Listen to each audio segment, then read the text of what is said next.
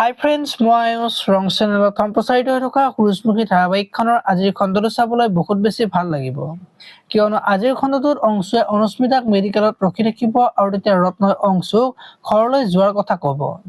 আৰু তেতিয়া অংশুৱে আজি এসপ্তাহ হ'ল অনু এতিয়ালৈকে মাত এষাৰকে দিয়া নাই, এনেকে থৈ মই যাব নোৱাৰো বুলি ক'ব। আৰু তেতিয়া ৰত্নই বাৰ অৱস্থা বহুত বেয়া, বাৰ ওচৰত এবাৰ যাব লাগিছিল বুলি অংশুক ক'ব। এতিয়া বাৰু অংশুৱে কি কৰিব দেখিবলৈ পাব আজিৰ খণ্ডটোত। এইফালে আকৌ পৰিয়ে যি বগা কাপোৰ এযোৰ পিন্ধি থকা শুনে দেখা পাব আৰু তেতিয়া শুনৰ বহুত বেছি বেয়া লাগিব আৰু বাক মই এনেকে চাব নোৱাৰো বুলি কান্দি থাকিব।